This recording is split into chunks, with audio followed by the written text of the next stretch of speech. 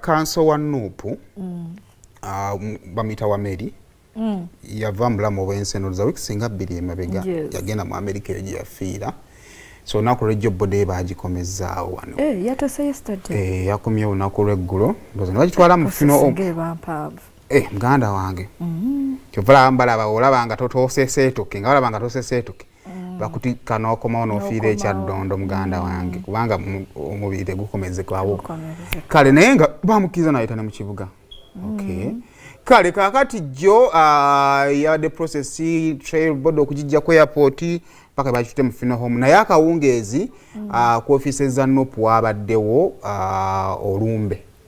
era abantu abenjala bavudde ne bagenda masukira nga ate bamwogerako so ko tuwendowooza nga board eyita mu kibuga.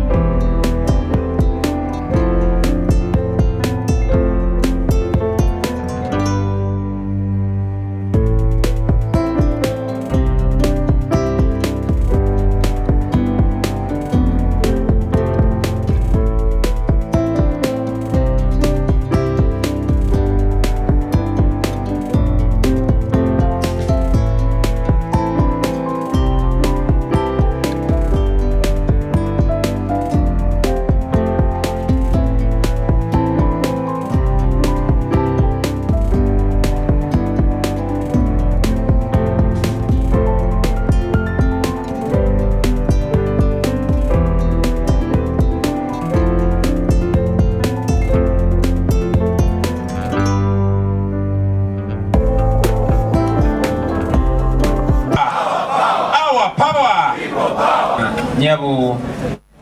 namandu wa muganda waffe Council Wameli kitalo nnyo kitalo ddala ekya muganda waffe. They mock us that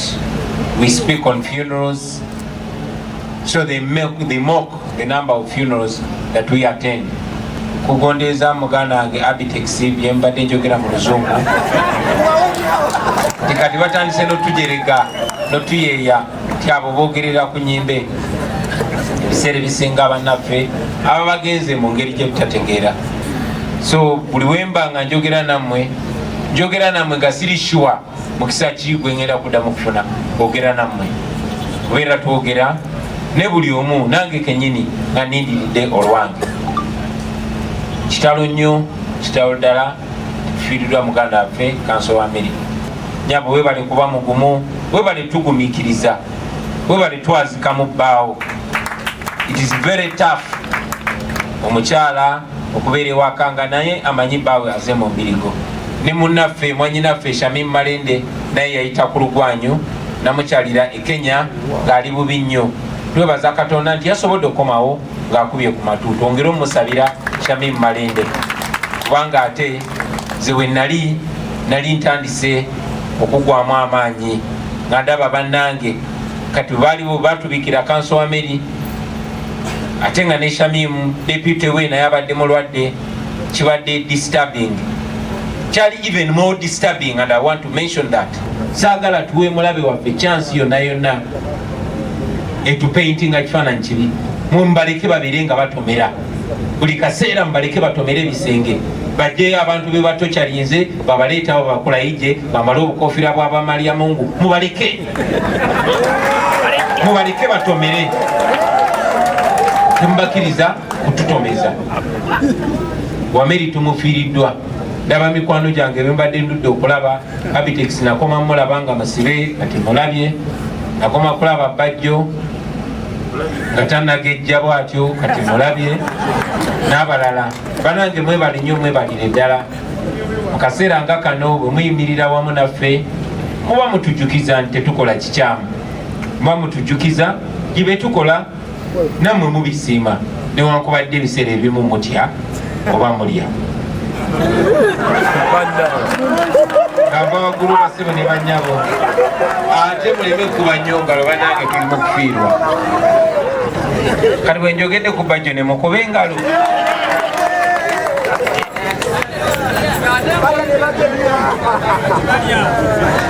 bannange kitalo nnyo naye mbasaba musigale nga muli bagumu temugwamu maanyi mwakibulidde nga bakyogera nti sente zabadde zitwekubya mpi ezireeta Wameli kituufu twabadde twetaaga sente zisuka miliyoni 2 okomyawo Wameli ate nga tetuzirina era twebaza nnyo tiimu zaffe z'omu diaspora n'abannaffe mwenna amanya ge tutasobola kuonako kuba abamu mutambula naawo naye nga muli bawagizi baffe era nga mutuyamba kino kiveewo nti nno omuntu alina genda Bulaaya okujjanjabirwa eyo kiveewo nti tulina kukozesa sente nyingi nnyo okomyawo omuntu ffe abadde banoonya sente zikomyawo muganda waffe effe bebamu bebagamba nti tuwa abantu miliyoni 5 beyo kyepaasi naye ekyo njagala obbasaba kuba wetufiirwa wano kituleetera naffe okureflectinga netuyiga okusonyiwa njagala obbasaba baganda bange mwenna gye muli kulayije mu musonyiwe mwebale nnyo okumpuliriza mukama abeere nammwe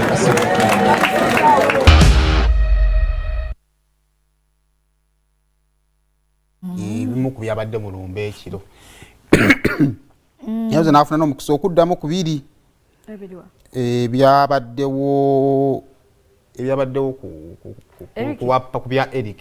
of course nozera naye abitangalizirizaamu awo ebimu abitangaliza era n'atugamba tumusonyiwe nkatata wabatulaze nti eno yefirimu eriwa yankokulaija ate nze sobola kugamba nti yankulaija yefirimu lwakyeba firimu nti kati yakibanda yina obba firimu yakibanda yina obba firimu fenna twegatte wamu yakibanda ye firimu yeyeyo bwokyogera nga atakikkiriza njagala ogere kino kikuva ku ntobo ya mutima anti wawulira oli kibanda era yalina okuzanya anti ogere enjala kikuve ku ntobo ya mutima ti firimu yakiva eno kiva wano kati ate ng'oli munda yange okiraba gye kisibuka nkiwulira firimu oleko olimu okutya ate okwaki kibanda wali olabeko omweru gwe bawamba yogera firimu kibanda kakati